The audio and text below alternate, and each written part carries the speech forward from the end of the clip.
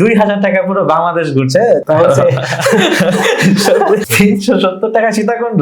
একটু আগে যে পাঁচটা ছেড়ে গেল 10:30 বাস সেটা অ্যাক্সিডেন্ট করছে। ঢাকমারি খাল থেকে যে লেকে কুমির টেনে নিয়ে গেছে। অ্যাকচুয়ালি ট্রাভেলিং জন্য আমি জব ছেড়ে দিচ্ছি, লাভতে চিৎকার করে উঠছে যে জানলা দিয়ে ওর হাত কেউ টানতেছে। হ্যালো বাংলাদেশ, সবাই বাংলাদেশের নিয়মিত আয়োজন কথা হোক সময়ের আজকের এপিসোডে আপনাদের সকলকে স্বাগতম। পুরোটা সময় জুড়ে সাথে আছি আমি মোহাম্মদ জাহিদুর রহমান। আজকে আমাদের স্টুডিওতে যিনি আছেন তিনি পেশাগত দিক থেকে সিএস3 গ্র্যাজুয়েট এবং পাশাপাশি শিক্ষকতার সাথে যুক্ত থাকলেও তার কিন্তু আরো একটি পরিচয় আছে, সেটা আমরা তার কাছ থেকেই শুনবো। চলুন, কেমন আছেন রায়হান? আলহামদুলিল্লাহ ভালো আছি, আপনি কেমন আছেন? আলহামদুলিল্লাহ। এই মুহূর্তে কোথায় আছেন? সিলেট, চট্টগ্রাম, বান্দরবান, নাকি মানে ফিজিক্যালি আপনি সর্বনাশে থাকলেও আপনি মেন্টালি এখন কোথায় আছেন? বান্দরবান। বান্দরবান কেন? বান্দরবান আমাকে সবসময় টানে। আচ্ছা, আপনি এই মুহূর্তে বান্দরবান আছেন, তো বান্দরবানের যাত্রাটা শুরু হয়েছিল ঠিক কবে থেকে? 2016-17 দিকে। 2016-17। আপনি তখন থেকে মানে ট্রাভেলের প্রতি আপনি নেশাগ্রস্ত হন? নেশাগ্রস্ত হওয়ার আগে থেকে। আপনার গল্পটা আমরা জানতে চাইবো। আমার এই নেশা শুরু হয় মোস্ট প্রবাবলি হচ্ছে আমি যখন ক্লাস 9-10 পড়ি, তখন হচ্ছে বিটিভিতে একটা প্রোগ্রাম হইতো বাংলার পথে, যার উপস্থাপক ছিল হচ্ছে টিঙ্কু চৌধুরী। তো ওনাকে দেখেই আমার মনে হইতো যে ওনার মতো আমি একদিন ঘুরে বেড়াবো, পাহাড় দেখবো, সাগর দেখবো।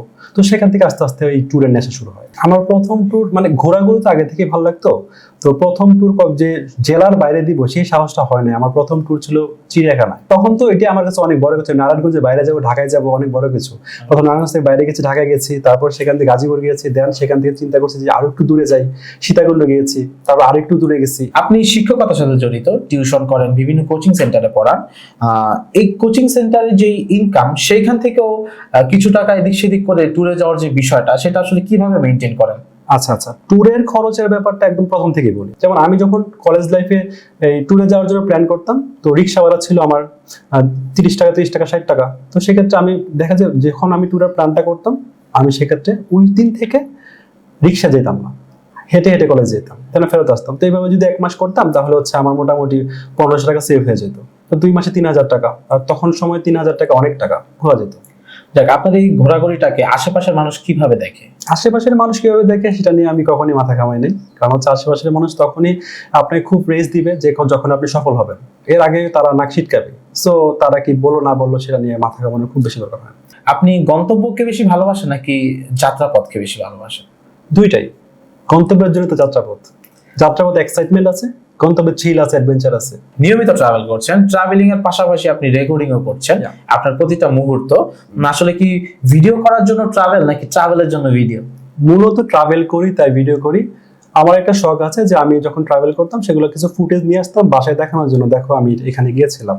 প্রথমবার যখন পাহাড়ে যাই, পাহাড়ের চূড়া থেকে যখন চারিদিকে দেখি, তখন আমার এত ভালো লাগছিল আমি চোখ বন্ধ করে ফেলছিলাম, ওই সৌন্দর্য নিতে পারছিলাম না চোখ দিয়ে।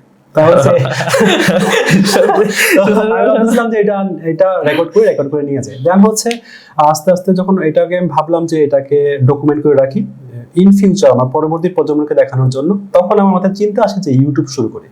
দেন আমি ইউটিউব চ্যানেল খুলি, দেন হচ্ছে ওই ইউটিউবে ভিডিও আপলোড করা। আচ্ছা, আপনি মাত্রই বললেন যে এতটাই সুন্দর যে আপনি নিতে পারছিলেন না, চোখ বন্ধ রেখেছিলেন। আচ্ছা, আসলে আমরা মানে ফেসবুকে বা সোশ্যাল মিডিয়া আমরা একটা অঞ্চলকে বা এরিয়াকে যতটা সুন্দর দেখি, বাস্তবে কি ততটাই সুন্দর? তার থেকে বেশি সুন্দর। এখন এখানে কথা আছে, ধরেন আপনাকে আমি বান্দরবানে গিয়েছি হচ্ছে আপনার বর্ষাকালে, আপনি আমার ভিডিও দেখলেন, খুব ভালো লাগছে, একদম সবুজ পাহাড় সবকিছু আছে। আপনি গেলেন শীতকালে, তখন তো সেটা পাবেন না। তো এক্ষেত্রে আমরা ভিডিওতে যা দেখাই তার থেকে বেশি সুন্দর, কারণ আমাদের চোখ যা দেখে তার 5% ভিডিওতে আসে না, কিন্তু আপনাকে চাইতে হবে এক্সাক্ট টাইমে। ট্রাভেলের পাশাপাশি আপনি স্মৃতিগুলো ধারণ করছেন ক্যামেরার পিছনের গল্পগুলো কি বাস্তবের থেকে বেশি ইন্টারেস্টিং? অ্যাকচুয়ালি তাই। তারপর যখন সুন্দরবন যাই, তো সুন্দরবনে আমরা যে ঢাকমারি খাল আছে, তো ঢাকমারি খালের মধ্যে প্রচুর কুমির থাকে। তো আমরা যে সপ্তাহে সুন্দরবন যাই, এর আগের সপ্তাহে তো শুনি যে ঢাকমারি খাল থেকে যে লেকে কুমির টেনে নিয়ে গেছে। তো ঢাকমারি খালে মোটামুটি কুমির দেখা যায়। তো যখন ঢাকমারি খালে আমরা ক্যামেরা ক্রুজিং করতেছিলাম নৌকা দিয়ে, আমি এক পাশে ক্যামেরা ধরে রাখছিলাম, কোনো ভাবে যদি একটা ফুটেজ নেওয়া যায় কুমিরের, আরেক পাশে আমি তাকাইছিলাম। দুই পাশ তো কভার করতে হবে, ক্যামেরা তো একটা। আমি ফেসবুকে একটা দেখেছিলাম, ফটোগ্রাফার সাপের ডিমের ছবি নিচ্ছে, পেছনে একটা সাপ এসে ওয়েট করতেছিল যে এরকম একটা কোনো কিছু। কখনো কি মনে হয়েছিল ট্রাভেলিং এর জন্য আপনার অনেক কিছু ছাড়তে হয়েছে? অ্যাকচুয়ালি ট্রাভেলিং এর জন্য আমি জব ছেড়ে দিচ্ছি, বা জব করতেই যাই না। কারণ জবে হচ্ছে আপনার যে 9টা থেকে 5টা সেটা আমার সাথে যাবে না। আর হচ্ছে আমি এখনো যেই প্রফেশনে আছি, আমি প্রতি মঙ্গলবার, বুধবার, বৃহস্পতিবার আমি হচ্ছে কোনো কাজ রাখি না, শুধুমাত্র ট্যুরের জন্য রাখি। তো এটা তো আমি জবে পাবো না। তো সেই জন্য জবের জন্য আমি ট্রাভেলকে স্যাক্রিফাইস করতে চাই না। আচ্ছা, আপনার ট্যুরের অভিজ্ঞতা থেকে আপনার কি মনে হয় বাংলাদেশের সবচেয়ে আন্ডাররেটেড জায়গা কোনটা? বাংলাদেশের সবচেয়ে সুন্দর জায়গা হচ্ছে বান্দরবান, আর যদি আন্ডাররেটেড বলি সেটা হচ্ছে বান্দরবানের আলীকদম। আলীকদমে সবকিছুই আছে, পাহাড় আছে, নদী আছে, আপনার তারপর গুহা আছে, অ্যাডভেঞ্চার আছে, আপনি সব পাবেন। বাট সেক্ষেত্রে মানুষ সেখানে যায় না, কারণ হচ্ছে কম যায়, কারণ হচ্ছে আমাদের বাংলাদেশের মানুষ বেশিরভাগই টুরিস্ট, তারা একটু রিল্যাক্স পছন্দ করে। বাট ওইদিকে গেলে ট্রেকিং করতে হয়, হাইকিং করতে হয়, তো সেই জন্য ওই আলীকদম জায়গাটা ওইভাবে এক্সপ্লোর হয় না। তার মানে যদি অলস না হয়, একটু পরিশ্রমী হওয়া যায়, তাহলে আলীকদমের পুরোপুরি মজাটা নেওয়া যাবে। রাইট। সবচেয়ে কম বাজেটে সবচেয়ে ইন্টারেস্টিং ট্যুর কোনটা ছিল আপনার এই ট্যুরের অভিজ্ঞতা? সবচেয়ে কম বাজেটে বলতে হচ্ছে, কম বাজেট অনেকগুলো দিছি, তার মধ্যে একদম কম বাজেট হচ্ছে আমি সীতাকুণ্ড ট্যুর দিয়েছিলাম, একটা মেবি 370 টাকার মতো খরচ। 370 টাকা সীতাকুণ্ড? কিভাবে? এটা ঠিক কত সালে ঘটনা, আগে এটা জানা জরুরি। 2015।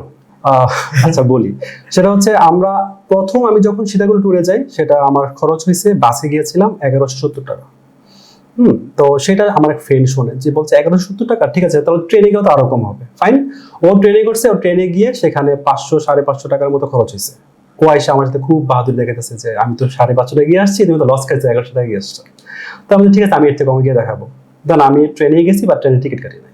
দর্শক, আমি আসলে আজকে ওনার 320 টাকার যে ট্যুর, এটার কথা শুনে আমি আজকে শিওর হলাম যে কেন বলা হয় যে ট্রাভেল একটা রোমাঞ্চ। ঠিক আছে, যাক, আমার সব কনফিউশন ক্লিয়ার হয়ে গেল আজকে রেহানের সাথে বসে।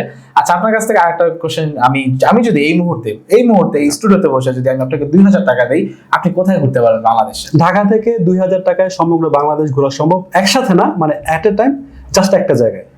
2000 টাকায় পুরো বাংলাদেশ কিভাবে সম্ভব? অবশ্যই সেক্ষেত্রে আপনাকে একটু টাইট হিসাব নিকাশ করতে হবে। আর প্রথম কাজ হচ্ছে স্বাচ্ছন্দ্যে যাওয়া যাবে না। আমি সবসময় যখন আমার বাজেট ট্যুরগুলো করি, আমার পাবলিক ট্রান্সপোর্টগুলি আমার সব পছন্দের তালিকায় প্রথমেই থাকে। তো সেক্ষেত্রে দেখা যাচ্ছে যে ট্রেন জানি, লোকাল ট্রেনগুলোতে খুব কম বাজেটেই যাওয়া যায়। চট্টগ্রামের দিকে যদি যাই, তাহলে হচ্ছে লোকাল ট্রেনে উঠলে ভাড়া কত পড়বে আপনার, যদি খুব ভালো চেয়ার কোচেও যান তাহলে আপনার 345 টাকা খরচ। তো 345 টাকা আপনি চট্টগ্রামে যেতে পারতেছেন। তাহলে চট্টগ্রাম থেকে যদি আপনি লোকাল বাসে 120 টাকা খরচ করেন, চট্টগ্রাম থেকে চলে যেতে পারবেন আপনার হচ্ছে চকরিয়া থেকে এখন আপনি 120 টাকা খরচ করলে হচ্ছে যেতে পারবেন বান্দরবান। 100 টাকা খরচ করলে যেতে পারবেন আপনার কক্সবাজার। দেখেন, আপনার মোটামুটি 500-600 টাকার মতো আপনি কক্সবাজার, বান্দরবান যে কোনো জায়গায় চলে যেতে পারতেছেন। সেম ভাবে যদি ফেরত আসেন, কত হলো? 1000 টাকা হয়ে গেল। 1000 টাকা, বাকি 1000 টাকা আপনি বিন্দাস জীবন করতে পারবেন। আমরা হয়তো বাসা থেকে কর্মস্থলে আসতে গেলেও আমাদের প্রায় 500 টাকা খরচ হয়ে যায়, তো সেইখানে উনি 2000 টাকা পুরো বাংলাদেশ ঘুরছে। চমৎকার। রায়হান, আপনি যখন তখন যেখানে সেখানে ঘুরছেন, আপনি হয়তো লাঠির মতো ঘুরপাক খেতেই থাকেন। এই ঘুরতে ঘুরতে কি কখনো কোনো অদ্ভুত মানুষের সাথে পরিচয় হয়েছে আপনার? অদ্ভুত নাকি অতিপ্রাকৃত সেটা বলতে পারবো না, বাট হয়েছে। সেটা হচ্ছে 2015-16 দিকে ঘটনা। আমি হচ্ছে বাস স্ট্যান্ডে গেছি, সেখান থেকে হচ্ছে আমি নেত্রকোনা যাব, বিরিশি নামে একটা জায়গা আছে, সেখানে যাব, ক্যাম্পিং করব। তো আমরা যারা ট্রাভেলাররা আছি, তারা হচ্ছে সব সময় আমরা বিভিন্ন অন্য যে ট্রাভেলার আছে তাদের সাথে পরিচিত হই। তো এরকম নতুন দুজনের সাথে পরিচিত হয়েছিল এখানে বাস স্ট্যান্ডে গিয়ে। তো হুট করে এরকম একটা লোক আসছে, লোকটা হচ্ছে পাগল নাকি অদ্ভুত, মানে দেখে মনে হচ্ছে পাগল টাইপ কেউ একটা। ওই লোকের কোনো সংজ্ঞা আপনার কাছে নেই? না, বাস স্ট্যান্ডে তো এরকম কতই থাকে। এসে বলতেছে আমাকে 500 টাকা তো আমি ভাত খাবো। তো ঠিক আছে, দিয়ে দিচ্ছি। দেওয়ার পরে উনি চলে গেছে। চলে যাওয়ার পর আমি হচ্ছে ওই যে দুইজন ট্রাভেলার যার সাথে আমি পরিচিত হচ্ছি, কথা বলতেছি, হুট করে ওই লোক আবার এসে ওদের কাছ থেকে চাচ্ছে আমাকে 500 টাকা দাও।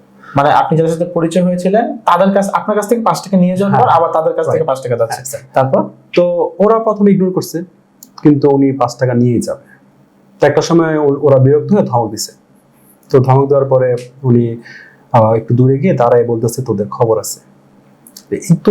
ব্যাপারটা নর্মালি বলছে, মানে হয় না পাগল তো কত কথাই বলে, ওইটার গায়ে লাগানো হয়নি। তো হচ্ছে আমার বাস ছিল হচ্ছে আপনার 12টার দিকে, আর ওদের বাস ছেড়ে গেছে আপনার 10:30টার দিকে। তখন ওদের বাসে ছেড়ে গেছে, তখন আমাদের কাছে এই বাস টার্মিনালে খবর আসে যে একটু আগে যে বাসটা ছেড়ে গেল 10:30টার বাস, সেটা অ্যাক্সিডেন্ট করছে। তো এই ব্যাপারটার উত্তর আমার কাছে না এখন, এটা কি কারণে হয়েছে, এটা নর্মালি হইতে পারে, মানে আপনি জানেন এটা কি মানে ওনার কথার জন্য হইছে কি না, হ্যাঁ ইন্টারেস্টিং নাকি মানে কোইন্সিডেন্টলি হইছে কিনা, অমীমাংসিত। আপনার কাছে কোনটা বেশি ভালো লাগে, সলো ট্যুর নাকি গ্রুপ ট্যুর? দুইটা আলাদা মজা। আপনি যদি নিজেকে এক্সপ্লোর করতে চান, আপনি যদি চারপাশের সাথে একদম মিশে যে প্রকৃতি উপভোগ করতে চান তাহলে সোলো ট্যুর। আর যদি আপনি চান না আপনি সৌন্দর্য ভাগাভাগি করে নেবেন, আপনি আনন্দ ভাগাভাগি করে নেবেন, তাহলে হচ্ছে গ্রুপ ট্যুর। গ্রুপ। আচ্ছা, পরিবারের সাথে কখনো ট্যুরে যাওয়া হয়েছে? এইটা একটা মজার ঘটনা। সেটা হচ্ছে একদম হুট করে প্ল্যান, তিনজনে, ঘরে কয় টাকা আছে ডাজেন্ট ম্যাটার, আর বাজেট ট্যুরের তো অভিজ্ঞতা আছে, সেক্ষেত্রে ডাজেন্ট ম্যাটার। আমরা টাকা নিয়ে তিনজনে ব্যাকপ্যাক করে ওই বাস স্ট্যান্ড চলে গেছে। সাইনবোর্ড, তো সাইনবোর্ড থেকে কোনো বাস পাচ্ছিল, কোনো বাস নেই, কারণ ঈদের পরের দিন একদম রাশ, ভালো কোনো বাস নেই। আমরা ওই লোকাল কোনো একটা বাসে উঠেছিলাম, উঠে দেন হচ্ছে শ্রীমঙ্গল পর্যন্ত যাই। যাওয়ার পরে শ্রীমঙ্গলে এখানে হোটেলও আমরা ভালো মানের পাই নাই। তো যদি আমার ভুল ছিল, ফ্যামিলির জন্য সবসময় এই জিনিসটা সিকিউর করা উচিত আগে, যে ভালো হোটেল, ভালো বাস, ভালো খাবার। তো যেহেতু হুট করে প্ল্যান, সেক্ষেত্রে আমরা একটা পুরান জরাজীর্ণ একটা হোটেলে উঠছি, চারিদিকে বন্ধ, দেখলেই মনে স্বেচ্ছেতে। আর তখন এত টায়ার্ড ছিলাম সকালে যে আমাদের ঘুমানোটা বড় বিষয়, রেস্ট নেই। তো ওইখান দিয়ে ওই দুইটা বেড ছিল, তো আমার ওয়াইফ আর হচ্ছে আমার মেয়ে এক বেডে, আমি হচ্ছে আরেক বেডে। তো এখন দরজা লক করা। তো একটু পরে 10 মিনিট পরে আমার ওয়াইফ আমাকে ডেকে তুলছে, তুমি কি দরজা লাগাও না এখনো? তাই বলছি আমি তো দরজা লাগাইছি। দরজা তো খোলা। ও মানে আপনি শিওর একটা দরজা লাগাইছেন? ওইটা আমি আবার দরজা লাগাইছি। আইসে আবার আমি বেডে শুইছি। 10 মিনিট পর সে আবার বলেছে আমাকে দরজা খোলা। দরজা কেন লাগাচ্ছ না তুমি বারবার? সে ভাবছে মজা করতেছি, তুমি মজা করতেছো, বাচ্চা একটা ছোট ঘরে শুয়ে আছে। তো আমি তো দরজা লাগাইছি, আমি কনফার্ম। তো ও বিরক্ত হয়ে করছে কি, দরজা লাগায়ে ওই দরজার পাশেই বালিশ রেখে শুয়ে আছেন। তুমি দরজা কিভাবে খুলো? আমাকে বলতেছে তুমি শুয়ে থাকো। তো ও শুয়ে আছে, তারপরে দরজা খুলে, একটু পরে আবার দেখে দরজা খোলা। ও বেড, ও হচ্ছে দরজার সাথে দরজা, মানে ওই তো দরজা লক করেছিল, লক করা সিকিউরিটি আছে, দেন দরজা খোলা। এবার ও ভয় পেয়ে গেছে। ভয় পেয়ে ও বেডে শুয়েছে, শুয়ে বলতেছে যে তুমি ইয়া করো, ওই একটু দেখো তো ঘটনা কি। তো আমিও তখনও জানি না আসলে কি হইতেছে। তো আমি প্রথম ভাবতেছি ও আমার সাথে মজা করছে, আমি হচ্ছে ও ভাবতেছে আমি মজা করতেছি। তো ও করছে কি, ও বেডে গিয়ে শুয়েছে। শোয়ার পরে তো আমি বলছি ঠিক আছে, আমি নিজে দেখতেছি কি হয়েছে, তোমরা ঘুমাও। খুব টায়ার্ড ছিলাম, মানে প্রচন্ড গরম। তো একটু পরে ও একদম লাফ দিয়ে চিৎকার করে উঠছে যে জানলা দিয়ে ওর হাত কেউ টানতেছে।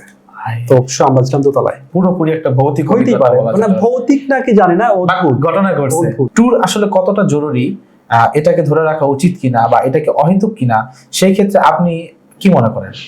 মানে ট্রাভেল এক্সপেন্স কিছু না, বা ট্রাভেল জীবনে বাড়তি কিছু না, ট্রাভেলকে জীবনের একটা অংশ বানিয়ে নেওয়া। তার মানে আপনি ট্রাভেল করেন, আপনার কাছে ট্রাভেল একটা মৌলিক অধিকার বলা যেতেই পারে। এটা শুধু আমার জন্য, সবার জন্য। আসলে আলোচনার জন্য বিশেষ কোনো মানুষকে প্রয়োজন হয় না, যার মধ্যে ন্যূনতম চিন্তাবোধ থাকে তিনি আসলে আলোচনা করতে পারে। সময় বাংলাদেশের আজকের এই এপিসোড আপনাদের কেমন লেগেছে আপনারা কমেন্টে জানাবেন। মানুষের জীবন জীবিকা, অভিজ্ঞতা ও গল্প নিয়ে আমরা আবারও হাজির হব আমাদের পরবর্তী এপিসোডে। ততক্ষণ পর্যন্ত সুস্থ থাকুন, ভালো থাকুন, সময় বাংলাদেশের সাথেই থাকুন। ধন্যবাদ।